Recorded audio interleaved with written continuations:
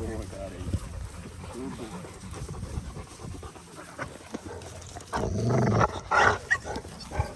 Hello. Hello, sorry. I did.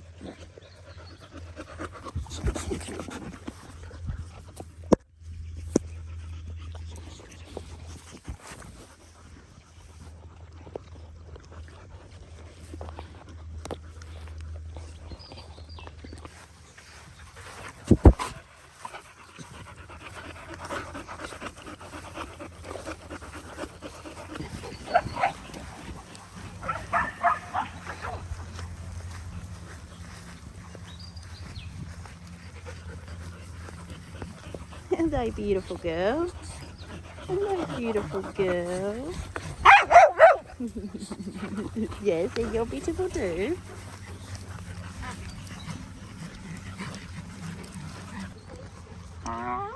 So Chance, I do feel like he's made a bit of change, even in just, maybe it has been since that incident with Rosie, which was maybe 3 weeks or so ago now. I don't know, how do you feel, Luke? But I do feel like he really is on his best behaviour since then. Yeah, I agree. I feel like he was on his best behaviour at the time then as well. Yeah. But it was just difficult for him to ignore,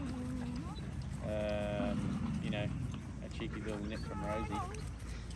So, But he does seem a bit more relaxed now. I think so too. I was So- saying before on my camera, on my phone, that he showed signs of wanting to play. He's showing signs of engaging, getting excited for the toy. So I'll just quickly, because a lot of people are asking about the pack dynamics, and I can see what's going on over here to the left, Yeah, which go, is Joey and Shadow. Do you want to talk through? Oh goodness, I said a name and it stopped. Everyone goes on all the time. If it happens again, I'll show it and we can talk about it. But Joey's up there in that kind of top tier pack level, and Shadow's. It's actually a really interesting behaviour that they do with the licking, because it is like love me, love me, love me, isn't it? Because I know that I respect you because you're above me. Yeah. But a little bit of it is I want your position. Like I do find with. I want to knock you off your perch. Yeah, but I love you, you know. Yeah, Shadow's not as genuine when she goes down and lays on her side, and like Joey's trying to tell her to leave me alone. Joey's saying, I don't want you to show me this attention.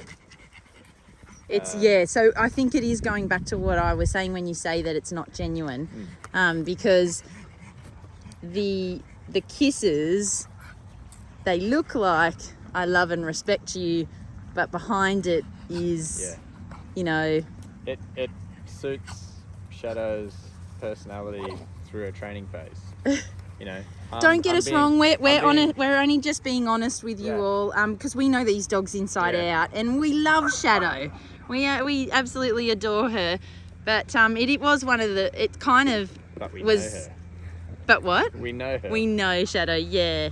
And it was one of the reasons why we decided to adopt her, because we were worried that... She'd have someone else wrapped around her finger and then get herself in trouble. Yeah. So, like, when... I think, you know, when you love someone, you kind of got to take warts and all, and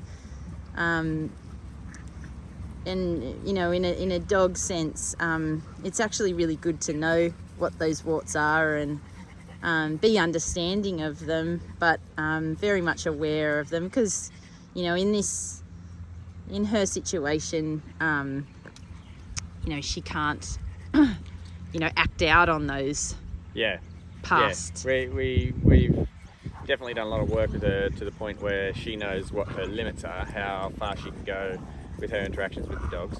But in that case that you tried to film before, it happens quite regularly. she comes up and smothers Joey with Kisses. kisses, but you know, every 9th or 10th one is a little nip on the face. Yeah, where which she's would probably lick, go grab. missed by most people. Yeah, and so Joey basically says, Joey sees it. Yeah, She 100%. sees Sees it for straight what it is. through. Yeah. It's not kisses. she's like, leave me the hell alone. Yeah. I know what game you're playing at. I don't want to be a part of it. Yeah. And it ends up with Joey, you know, full mouthing on top of Shadow and growling as if to say, you know, leave me alone, please, leave me alone. I can escalate, but leave me alone. Yeah. And Shadow just goes, sorry. And then as soon as Joey lets her up, bang, straight on Joey's face again. Yeah. You know, so she's not sorry. Yeah. She's very persistent. And Joey knows, she cops it all the time. So dogs see through everything, don't they? You know.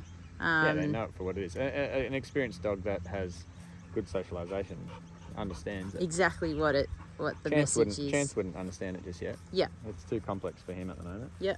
And I mean, we can go into other dynamics at another time, but you know, there are a couple others that do a similar thing. Yeah, like Banjo. Banjo is does the probably same.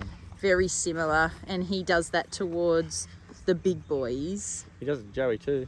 Does Oh, it Joey and on the Joey run. as well. Yeah, okay. He really admires Joey, but then wants to take her out at the same time. Yeah.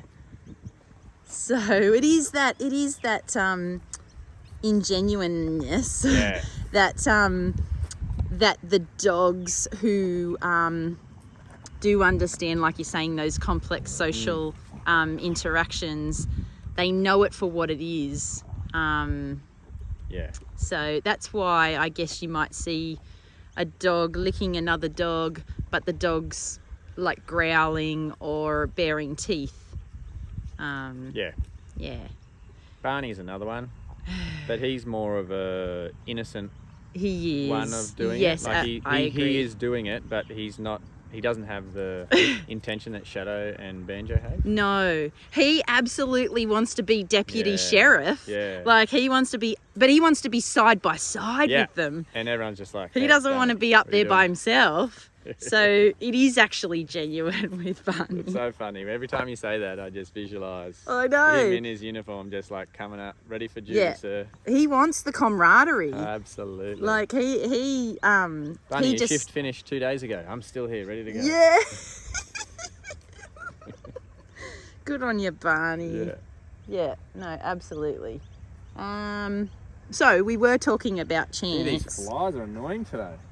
Shall we go for a bushwalk? Yeah, let's do it. So just on the bushwalks, like we are doing a lot at the moment. I mean, we always do bushwalks, but there's probably just a lot at the moment because it is a really good activity for Chance to be a part of, isn't it? Because Yeah. he's getting a lot of social experiences, you know, like the really intense stuff. He is getting a little bit of that. I saw that you're getting him on the motorbike runs. Yeah, But he did this all right. gives- this gives he him did the lag time. behind though. So the reason why I don't Ah. like the motorbike runs for him is he's not as fit as the other dogs, and I think his motivation is a little bit lacking. He just wants to cruise around and Yeah. you know, Oh, so he sits bushwalks behind, more his right? pace. Yeah, so when I'm up over the hill and he's still back down the hill, if there's any other dogs around, I can't monitor the scenario and what the interactions that are going on. So that's why I don't like doing it with him. But he's getting every now more and out of a again- bushwalk, isn't Yeah. he? But every now and again, like that last one was pretty good. I rode to 3/4 up the hill, stopped, he's there. Come on, mate, keep coming. So long as I can see him, then it's all good. But then today we did a bit of maintenance on the mower this morning. And had him out just hanging around while Dylan and I were working on the mower. And he's just been out ever since, just hanging out with us this Well, morning. that's So great, isn't it? just getting used to being around and not really doing anything, not having a job or a task, and he's just sort of hanging around with the group, which is good. Which Starting is to interact with some of the dogs. What the dogs love, don't they? Just hanging Yeah. out. Oh yeah. Doesn't matter what you're doing. Yeah. They think it's wonderful. I think it's awesome. Yeah. Oh goodness, he's going to get stuck there. You just go. Not yet, buddy. Oh, it's his favourite thing to do. Look at his face, like, I'm such a good boy. Pointing in the direction he wants to go. Yeah. Look how good I am. We'll go do a walk and then we'll come back for a swim.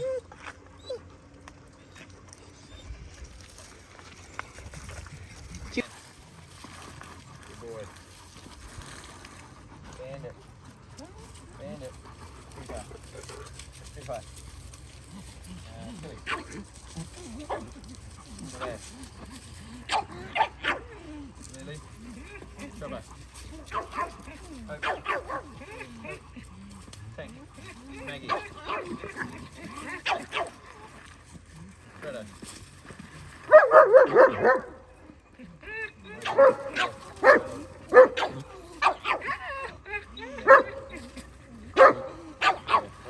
Joey.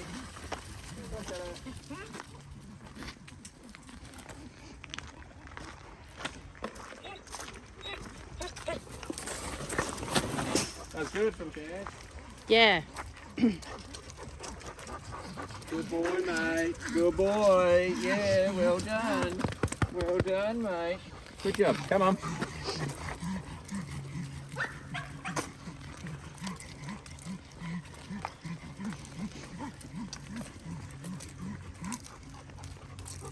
So you're just putting in a pizza order before we head into the bush because we don't really have much reception up there.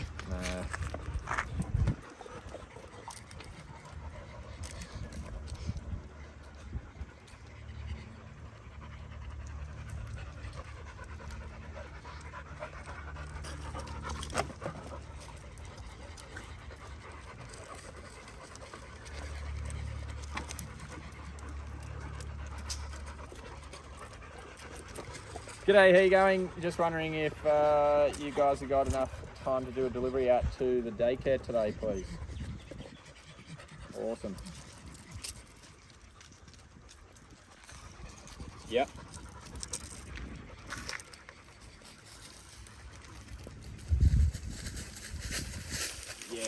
Yeah, correct, yep.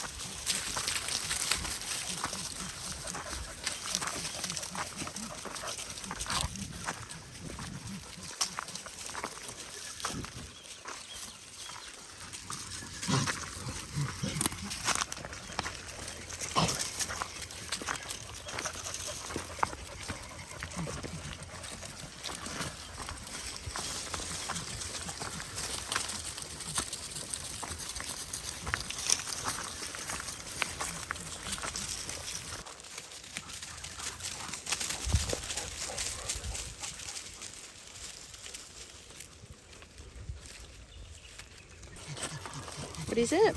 Termite. Termites.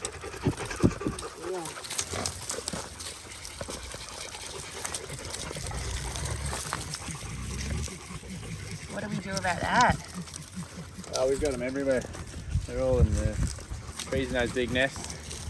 There was a big nest there on that old dead tree, but I knocked it down. I'll point them out to you when I see them, but they're just on the move. So there's not that much you can do about them. Just want to protect your assets.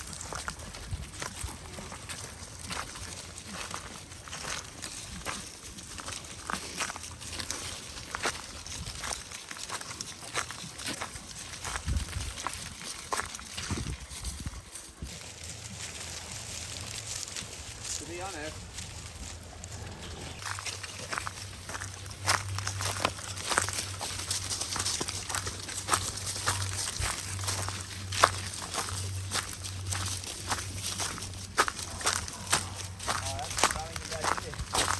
Sorry? Okay.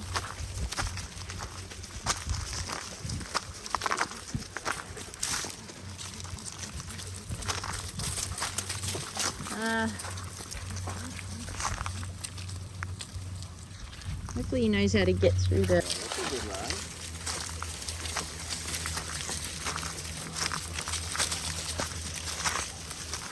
So...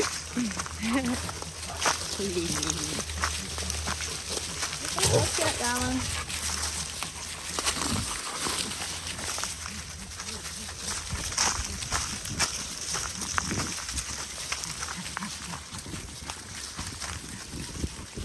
Something living in that wood pile.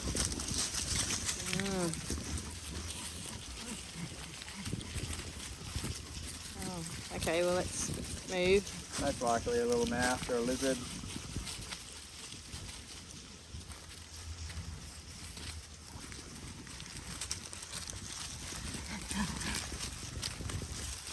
Smells good to them though, doesn't it? You can see why people use dogs to sniff things out. Especially chance with the echidna yesterday. That was impressive, That wasn't was it? very impressive. So, Bit of a slippery hill, this one, isn't it? just quickly, like how important are these walks, like this kind of activity or exercise, for such a new pack? Like, I thought maybe you could just mention, you know, it's often recommended, you know, by vets and behaviourists to not get, say, 2 puppies within 12 months, you know, because of the training load, and you know, issues can arise, them like being so close together. But it's worth mentioning, because we refer to it often, like when we're talking to other people. Yeah. Because a lot of people ask us things like, you know, you guys ever going to be able to go on a holiday? No, but, you know, it is a good question. And we do feel like in the future we will. But this is, people are going to be like, how does a holiday got anything to do with, like, you know, pack walks? Yeah. But there is, because what you're trying to do here is build a cohesive, harmonious pack. Yeah. And just, you know, reminding everybody that, and this is what we tell people, is that at the moment we have a very, very new pack. You know, they're not like... With quite a few young dogs. We've got, I think, 7 litter mates. Yeah. You know, of 3 different litters. Yeah. But they're all, you know, 1 and under. Yeah. We've also got Barney, who's actually the same age. Yeah. So that's 8 dogs, 1 and under. But just also when we refer to a new pack, it's the idea of this group of 19, it was 20 with Faith, but 19 dogs coming together in such a short period of time. So the period of time is, whilst we started the rescue work 12 months ago, the majority of the additions has probably happened in the last, 6 to Yeah, 6 maybe months. 9 months, 6 months, I don't know. 6 months has been the majority of them. So it's a very short period of time for so many dogs to be added to like a free range pack living together with, you know, serious histories and so much training required. So activities like going for the bushwalk, it's all about getting it's all about bonding. Yep. You know, getting them to be comfortable and dependent on each other, rely on each other, know that this is a solid pack and it's not the usual scenario that they're probably used to, where we get a lot of dogs come up and leave, and so they don't bother forming those really strong relationships. They form friendships, but in the back of their mind they're like, oh, you won't be here long, you know. So this is where we want to solidify that these guys are all in it together. One of the things that we want to iron out is all the jostling for position, like we mentioned before with Shadow and Joey. It's very innocent what we see and what we talk about, but if left without any sort of guidance by me of saying, righto, that's enough, cut it out, or anything like that, it can get quite nasty if you let it. So I think where you're going with before with the whole holiday thing in the future is we can't leave this pack at the moment. No. You know, they're not comfortable enough in their own position next to their pack members to live harmoniously without my guidance or supervision. So it means that we can't go on a holiday at the moment, but we do feel like in the future, maybe after 18 months, 2 years of training the pack, we might, and also obviously training some staff, but we might be able to leave and we'll have put in all that work that it will be like, you know, when families go and someone comes in and, we think that it could work. It's just not going to work any time right in now. the short term. Yeah, which we're totally fine about. Somebody did also, I probably have the question screenshotted, but I think I can relay the general idea. Hello, mate. Someone did, and it's on the same subject, but not holidays. It's about even just like, I think we were talking about the workload in terms of managing the pack at the moment. And someone said, oh, but, you know, it's only chance that you've got to focus on in terms of walking away from the pack. And no, but hang on, just because they're thinking that, you know, it's not 24/7, right? And obviously we sleep, so, you know, it's not then. And we do have to do some errands and things like that. Even on the sleeping thing, we can't leave them all together overnight.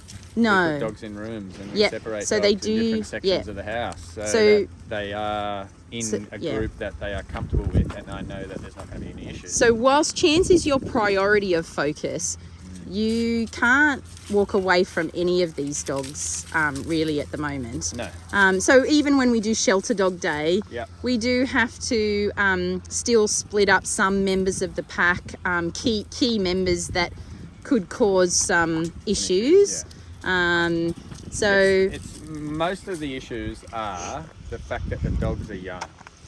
Most of the issues are the fact that these guys are still puppies. They're still coming into their own coordination and strength and maturity, and so a lot of the time they just try it on. They just think, oh, I'm a little bit bigger than I was a couple of months ago. You know, maybe I might have a crack. One of the most difficult phases of any dog is that adolescent period. 12 to 24 months. And so we're literally right at that now with 8 of them. And I mean, it's crazy. 8. Three German Shepherds, 2 Tank and Choppers, and 2 little Staffies. And a Barney. And a boxer. Because we forget about Bunny, but he's exactly the same age as them. He's 1 also. I don't forget about him. I know very well his issues. But, he's just not one of the little mates. He's not one of the groups. So definitely there are any one of those guys, as we saw the other day. Was it? I think it was Chopper.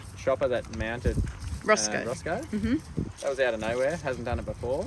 But that's a behaviour that if I'm not around, That's a really typical expected behaviour for a dog of his reaching age. maturity, early maturity, and just trying it on. Yeah, and Wonder so what will happen if I do this. and I mean, you might all be able to imagine what could happen. He's doing it to a dog like Roscoe, who If we let those dogs roam free, whilst we went to pick up the girls from school, we will most likely come home and a dog or two might need to trip to the vet. Yeah. So This is the we reality.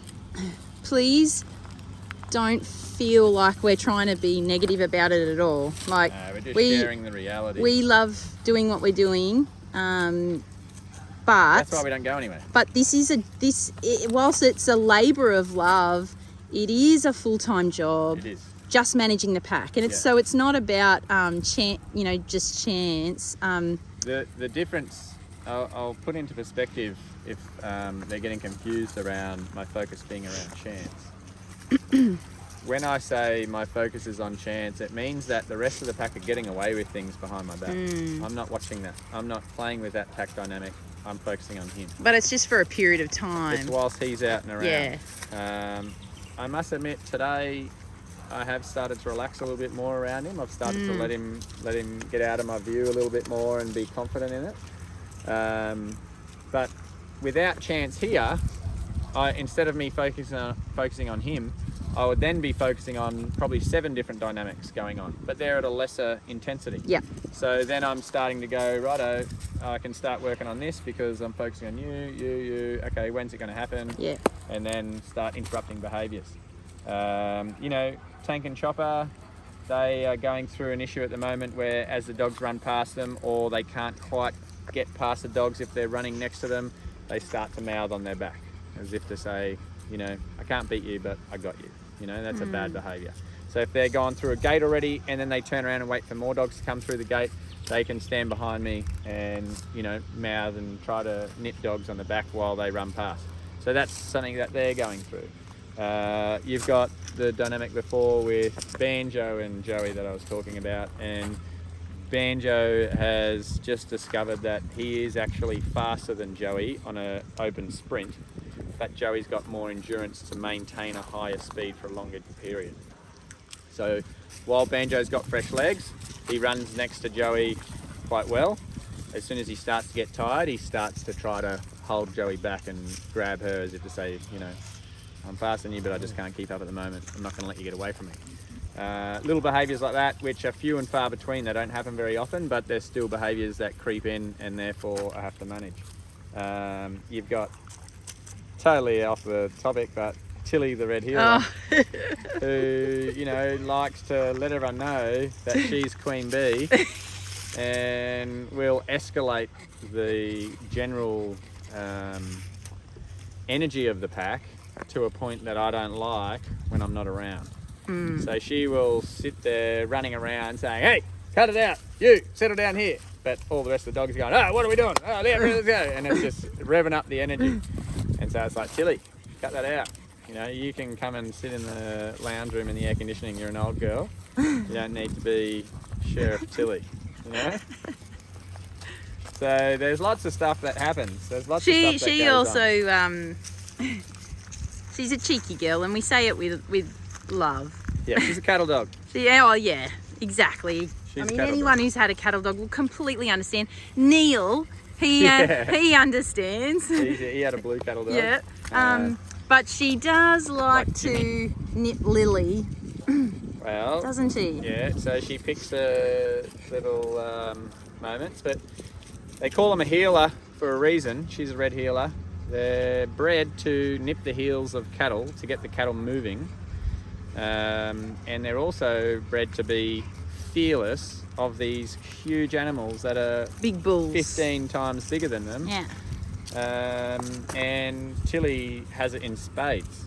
She will, the way she runs her tyres at toys, at anything. She just puts her body on the line, does not get intimidated by anything, and just charges in.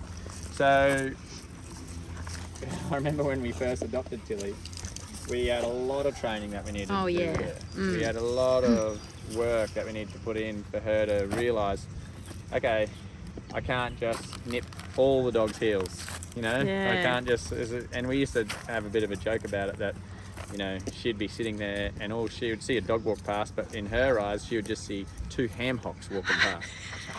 Just grab a hold of one of those as it goes by. Or sometimes like you'd be there and she'd see you. Yeah. And she'd just go. Yeah, just a little. No one saw that behind the camera there, but Luke will do you're it for exactly me. right. Yeah, she would know that she's not allowed to do it. Yeah. And so she would mime it to herself Yeah. and just go as it goes past. Like, that would have been amazing if I got you. You know, she does it to herself, and you can see her, that internal battle. So, you know, that's something that is internally bred into these guys. Yes. That's the part of the animal that I want to bite, and that's what makes them good cattle dogs. And so just a quick mention on that, just because it did make me think. It's always been our training philosophy that like there's no point trying to train out of them you know, things that are bred into them.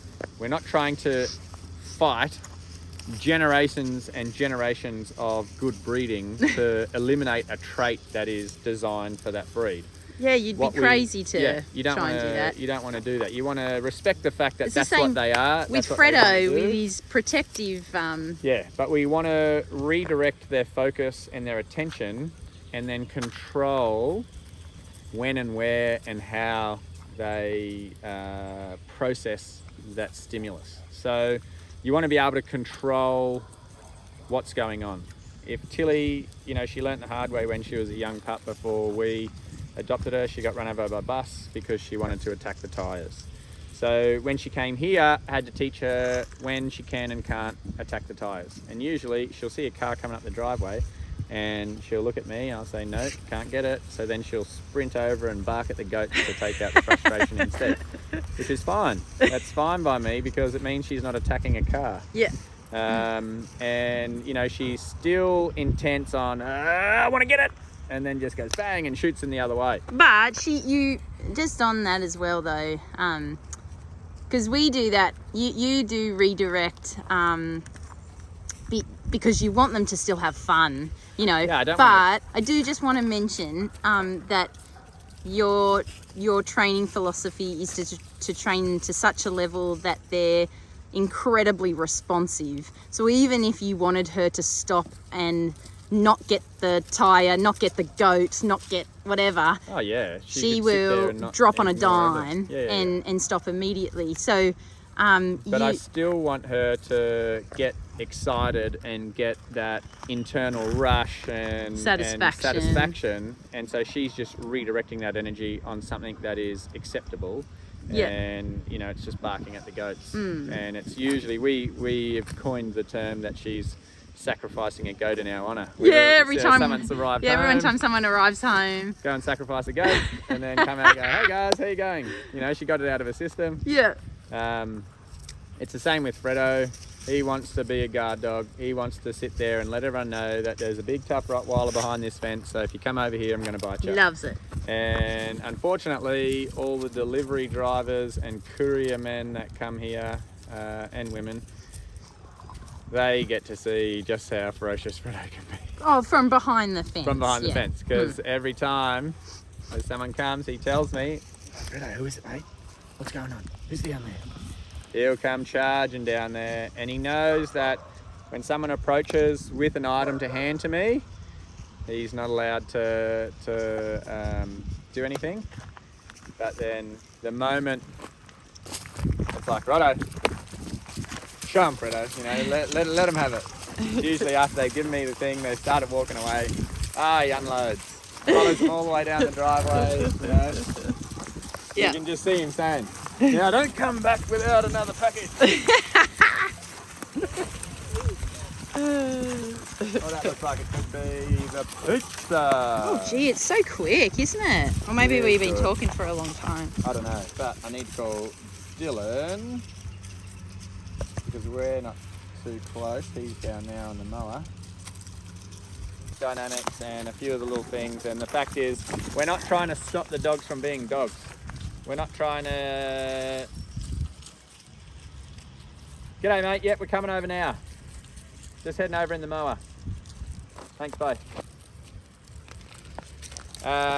You know, if dogs have a certain characteristic, if they have a certain trait, you know, we want to help them use and develop that to be satisfying for them. Yeah. But we don't want them to be at a point where they're not able to process day-to-day life and it gets in the way. So we're not trying to stop them from being dogs. We want them to be dogs, but we also need them to behave themselves and control themselves in scenarios when they're not allowed to exhibit those traits.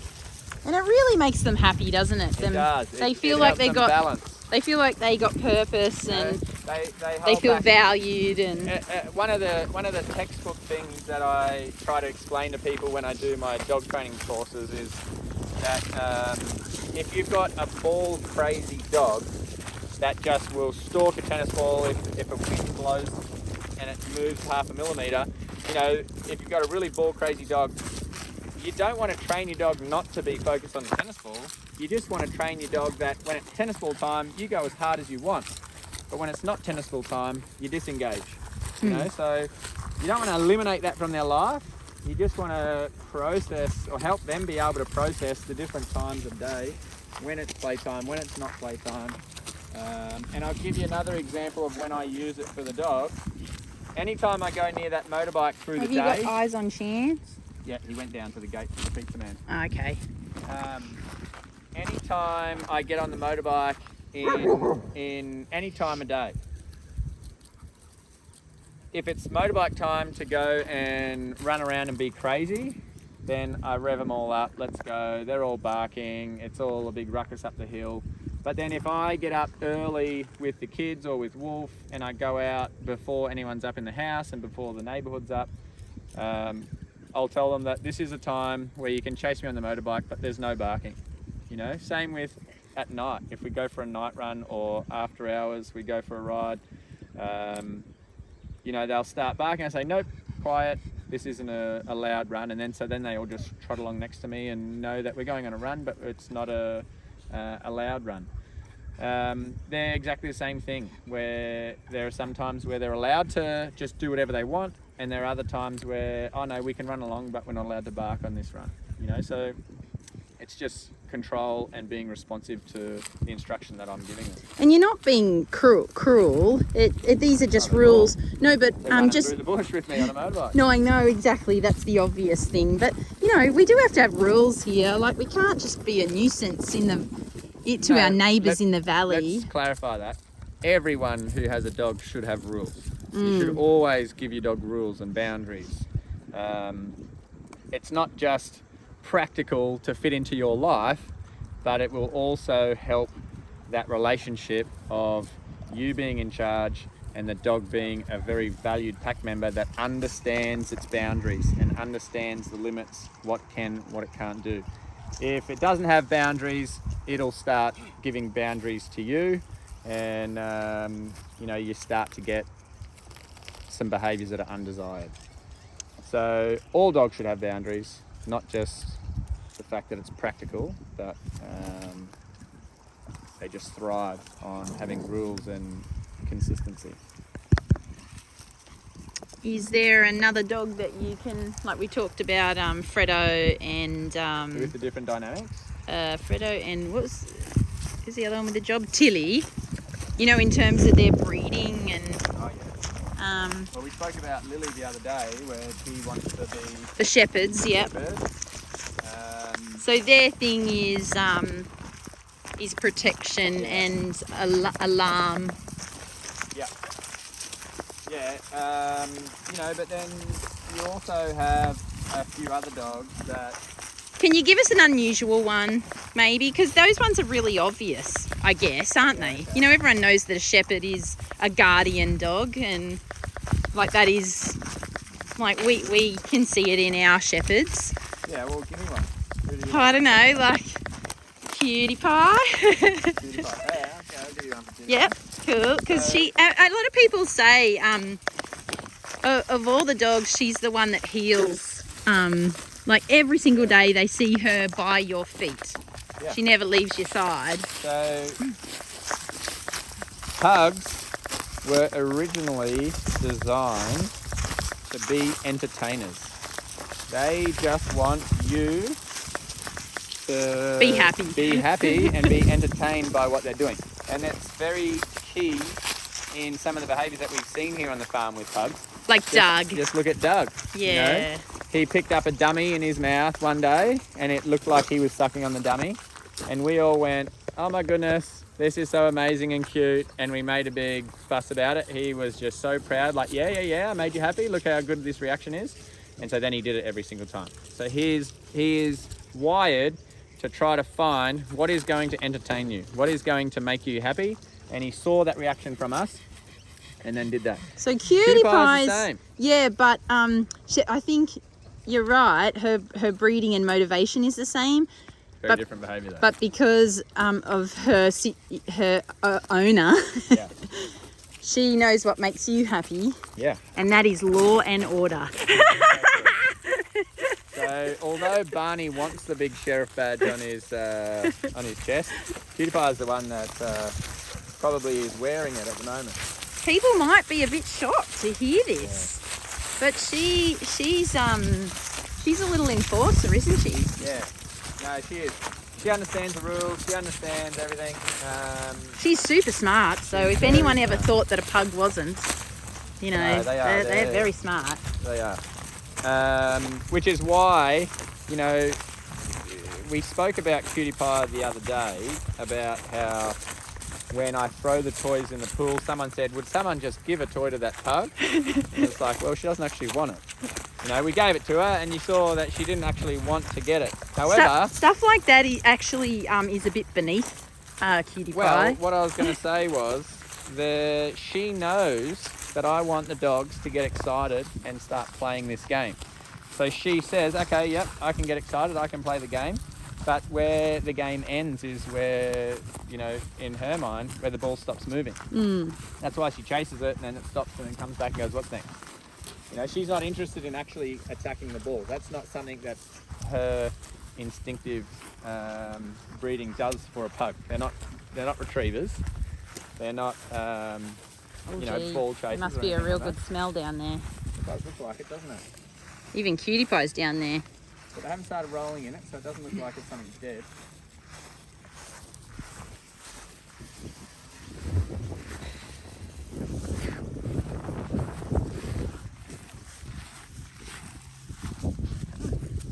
I don't even know what it is. Maybe a smell from yesterday.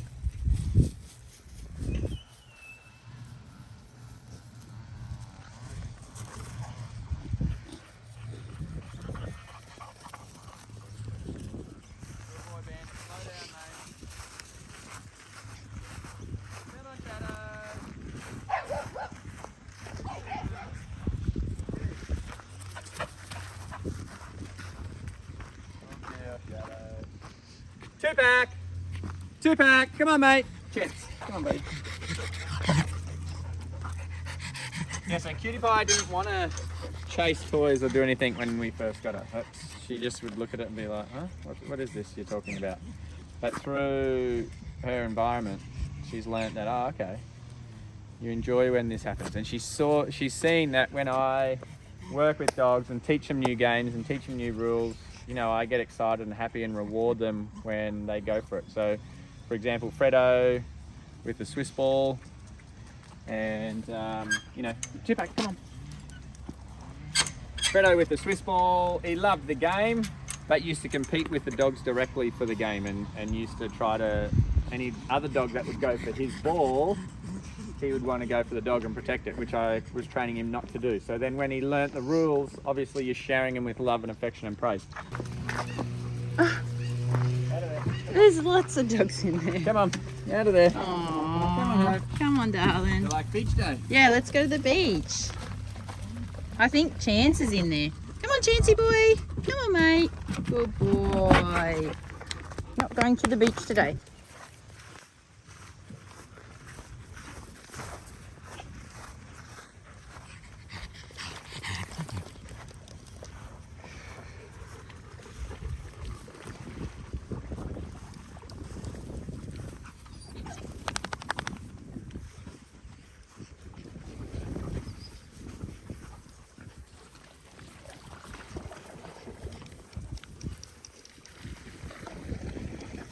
So an interesting relationship or dynamic is Cutie Pie and Tilly. I'm going to talk about that one.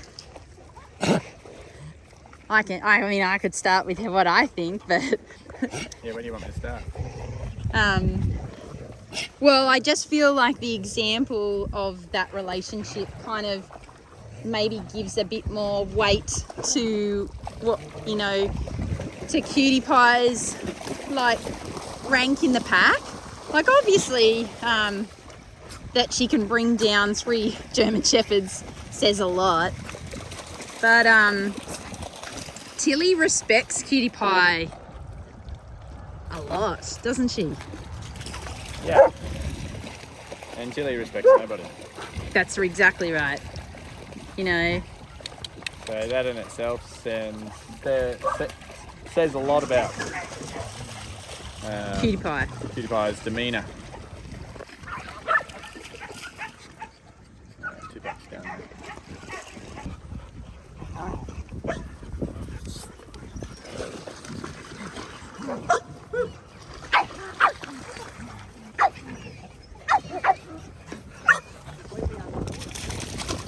I know.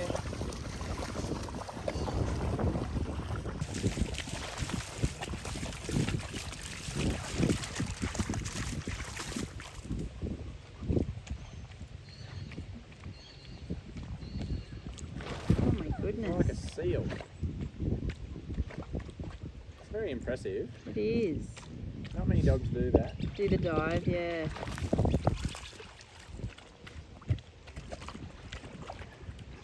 He'd probably be a dog that you could train to catch something off the bottom of the pool. Yeah. And he hated the water, remember that? Yeah. He was scared of it. Amazing. So yeah, Cutie Pie and Tilly. Yep. What's that relationship? What does it look like? It's mutual respect. Yep. So yeah, Tilly doesn't respect anyone. You know, she knows she's Queen Bee. Even Fredo hasn't completely won over Tilly, but Tilly, loves Cutie Pie.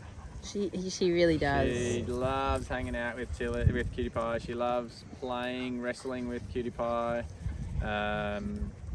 It's the only time I ever see Tilly rolling around unguarded on her back while Cutie Pie's jumping over her chest and playing with her. She just lets down all her guard and respects that, sees Cutie Pie and says, yeah, you're a real dog.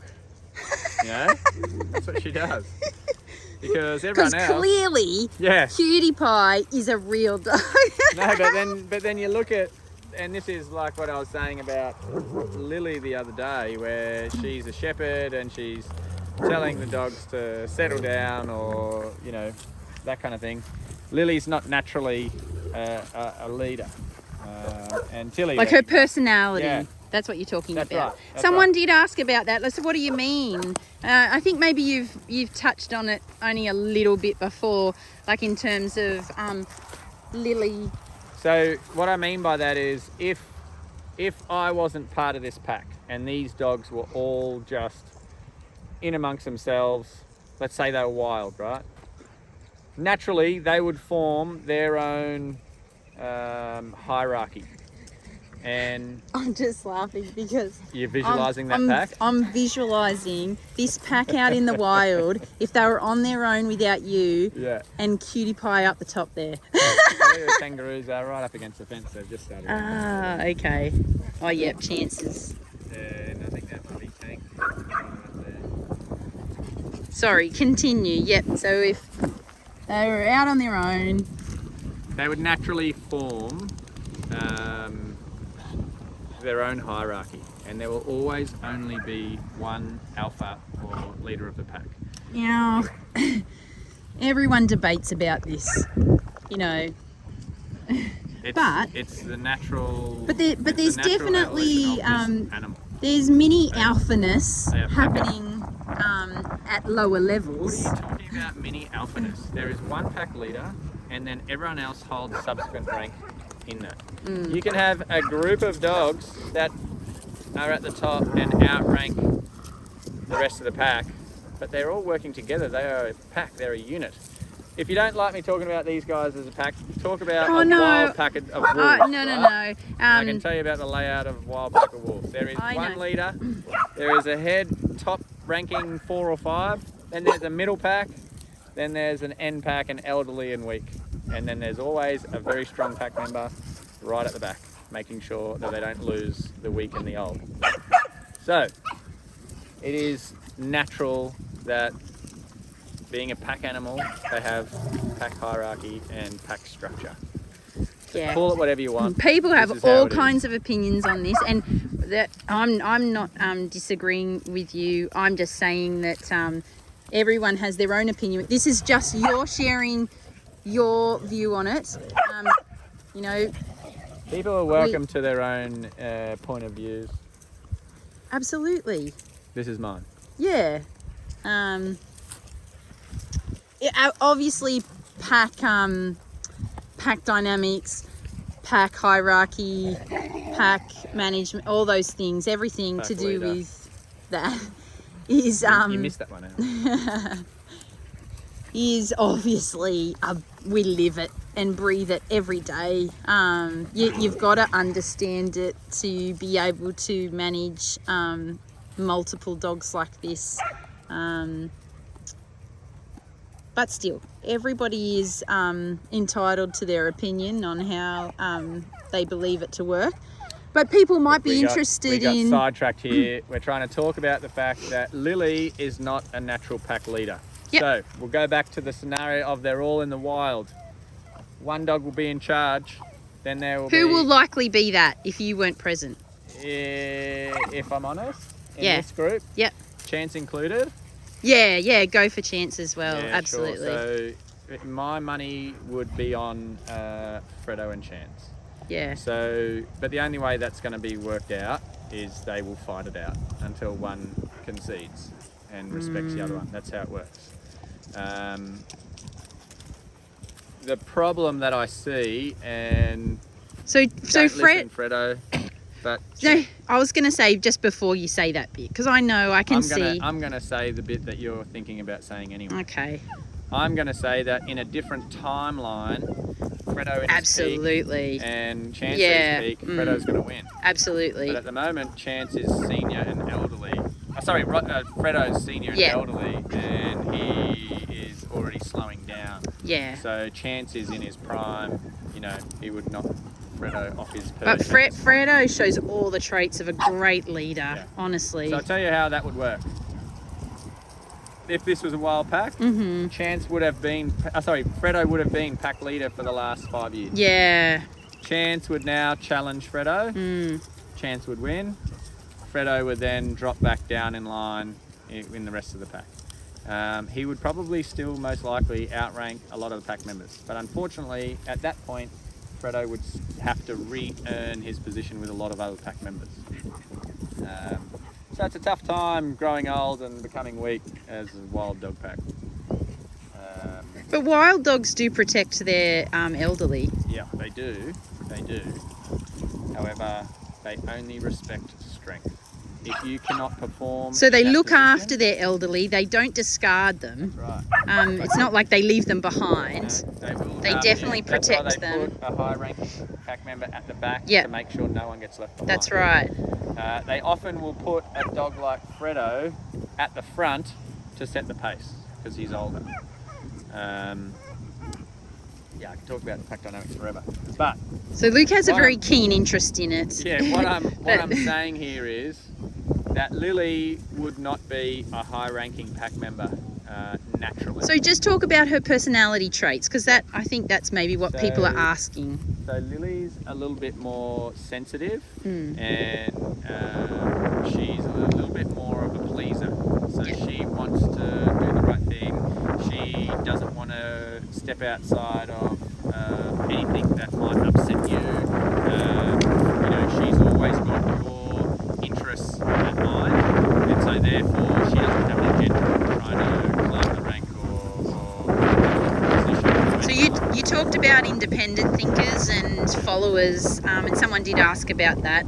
So I guess in that situation, would Lily be more the follower and Fredo be more the independent thinker? Yeah, 100%. Both Chance and Fredo are definitely the, independent thinkers who are going to pick the path and the direction and, think about what they're going to do and how they're going to do it.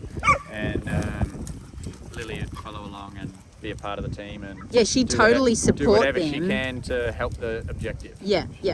So she's a very valued pack member. They all are. Yeah. Oh, I'm not saying that just because you're one or the other that you don't have a role. No, I know, but sometimes people get a bit funny, hearing, they think of it. We can't all win the first in the running Okay, race. that is not a good example of. So that is the thing with a pack, is that every pack member is valued for their position and what they bring to the team and what their role is. And so that's why we believe it so intrinsically, don't we? Like we're really big on every member feeling valued and worthwhile and having a role and a job to play. We're just pointing out because people are asking about pack dynamics, and there is a natural hierarchy. So if anyone's interested, we're sharing it with you. So it's not, we're not like saying anything negatively towards Lily. She's a very valued pack member. Absolutely. She's awesome. Like, she very much enforces the security of the pack, doesn't she? Yes. Yep. She does. She exceeds past a lot of the other dogs when it comes to security.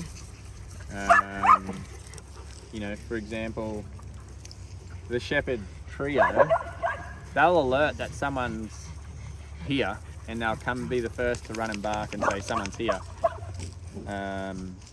But Lily will actually stand her ground with someone coming.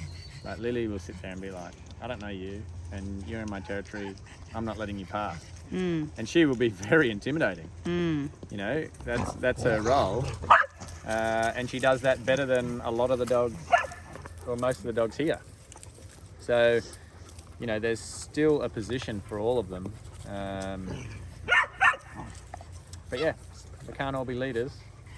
If they do have a few leaders, so the top in this group. So we probably do have we've a few couple. dogs that could be leaders, and that's why it's really important for you to be the pack leader. Yeah. So who would be those ones that... Who would be in contention to, at one stage in their life, take yeah, that top role? exactly. Like, because obviously Tilly, she would even be in her prime. Fredo, Chance, Tilly, even potentially Shadow, even though she doesn't really know it, but there would be a point, it'd be a short period, but she would get there as well. Banjo would, and did I say Roscoe yet? No, you didn't. Definitely Roscoe. Roscoe would probably be, pack leader in 90% of the packs out there, but there's always one that knocks you off your perch. But because of the type of rehab we've done with the type of dogs that have come through, like they have been the big serious dogs. Yeah. So Roscoe's in a pack where we've actually got a lot of... That's why Chance and Roscoe had so much of an issue with each other. Yeah. Because they are both big, strong, alpha male dogs where... Independent thinkers. They would just butt heads, neither of them are backing down, and they fight it out. That's how they figure out who's in charge. So that's the way it would naturally happen in the wild. And like I said, they respect strength. If you don't have the mental game or the physical strength, you don't get the position. So it's funny, what just came to my mind was a few weeks back when we had that incident with Chance and Rosie and you rolled your ankle. And I gotta say, we kind of went into panic mode. Luke is totally fine now, but there were a few days there where you were ginger on your leg. But when it first happened, we thought you could have done something quite serious, and we were just worried. How are we going to manage this pack? Yeah. So like that was a real problem. Yeah. So I'll give you another reason or why that would be a problem in a pack like this. They would see weakness to in me, you. yeah, weakness. They would see that I'm not at full strength. This would be a good time to test the waters, see what I can get away with. That's the kind of attitude that would creep in. So showing that you're not at peak performance, you're not at the height of your abilities, will quite easily get a dog to second guess whether these orders are worth following or not. So a lot of people ask, I'm going to laugh as I say it. Oh, I'm laughing at myself, but a lot of people ask, so do the dogs listen to Auntie Sam as much as they do Uncle Blake?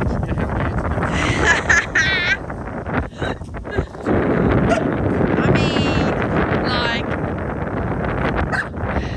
there's a reason why I separate the dogs if I leave the farm. Yeah. We rarely ever leave the farm together, and there's no need for me to separate the dogs if Sam leaves the farm. Everyone can read between the lines there. Sounds terrible. Hey, you asked the question. It's again, we can't both be. They love me and I love them. But let me talk about that. Let me talk about that. They love me and I love them. They love the fact that they can wrap you around their little finger. That's what they love. Is that why the 3 staffies love me the most? That's because that little bum bag that you carry there is a little bribery. Oh dear. They do love me. And so let's talk about it more seriously. Okay. They do love me, and they do listen to me, right? However, they do love me and they do listen to me, right? But where I absolutely confess that they don't listen to me is those nuances, those little like follies that they all have that you say that you are really important to manage. That are problematic, and that is absolutely, my phone is not focusing, that is absolutely where they don't listen to me, and in those crucial times, like when it is crucial for them to stop and listen, like in intense situations, like, what does that say?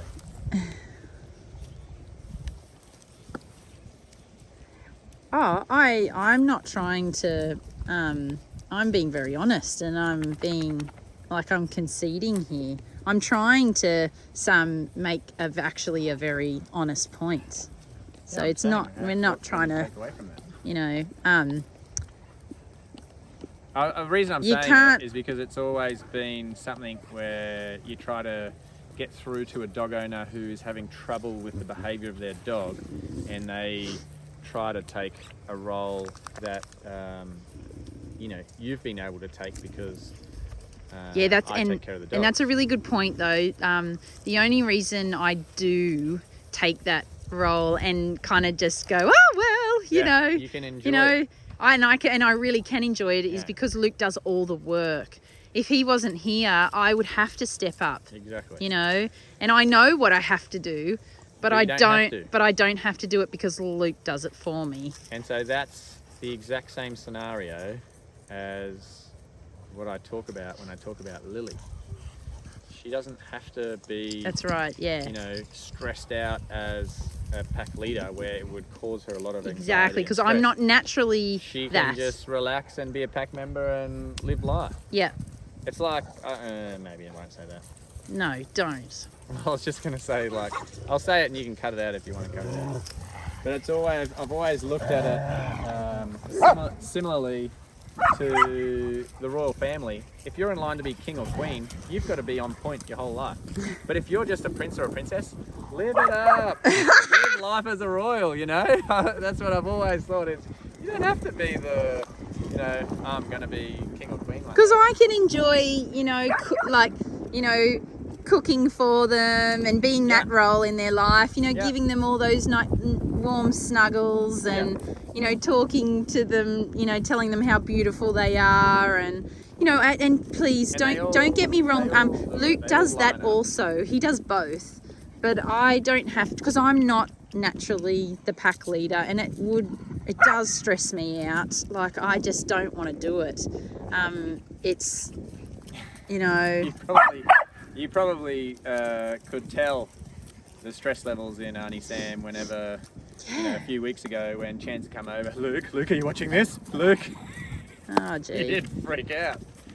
Well, Relax. it's because I've seen firsthand I know. the violence. But I just don't want Chance feeding off your nervousness. No, and I absolutely understand that. I just can't control it because I feel traumatized by it. But anyway. So everybody's got their position. It's a valued position. But Yes. They're all different positions. It is. And hey, if it was just me as a single person with, a few dogs, I would have to be that pack leader. Yeah. But I'm like Lily, I'm another pack member, but Luke has to. Well, this is a good one because a lot of people do I have ask. to keep you in line every now and again. Is that what you were going to say? No. Oh, right, okay. But it's probably one that people have asked about, in terms of like kids as well. Where do they fit in the pack and how does the pack see them? Yeah.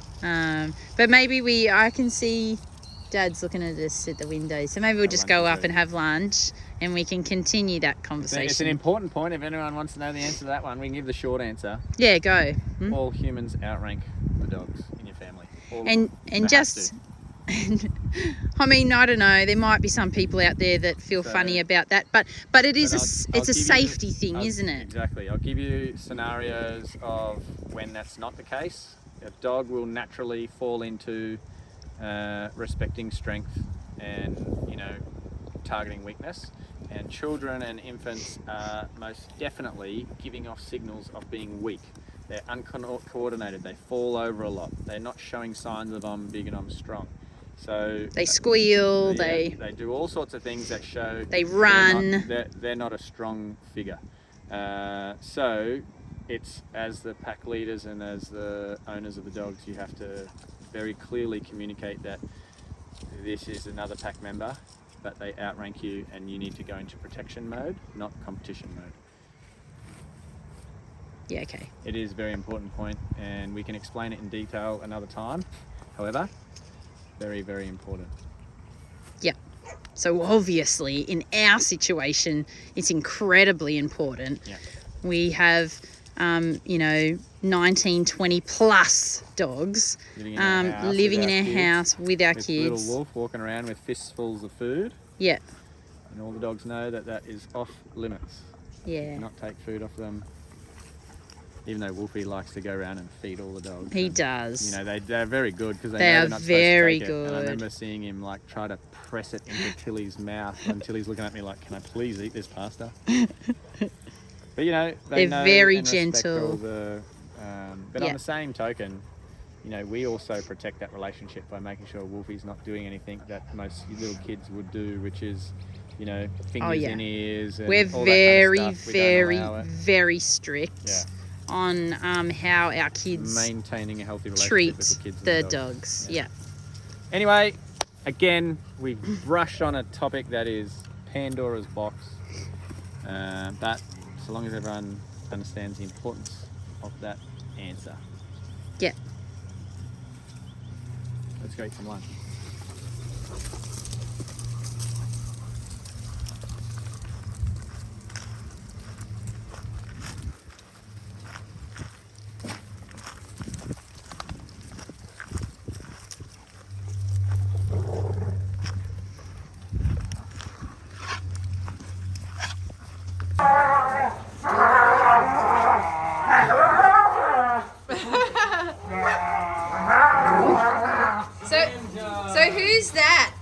It's just for everyone. Nevaeh. She's really vocal.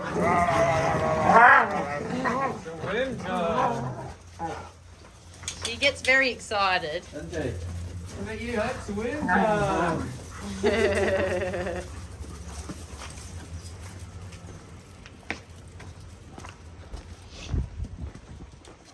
Oh, shoot! Oh, I think I put my back out of my neck.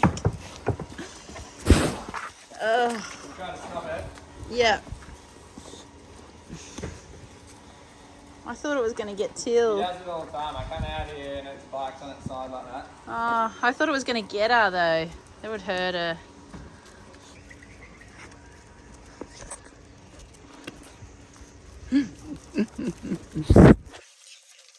Hello. Hello, beautiful girls. Hello. Hello. Hello. Hello. Hello.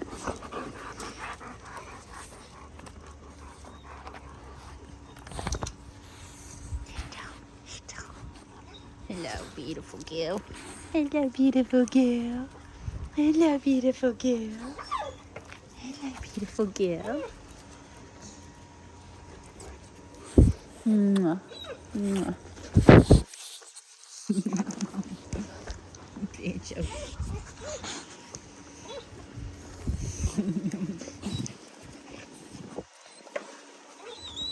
Whoa.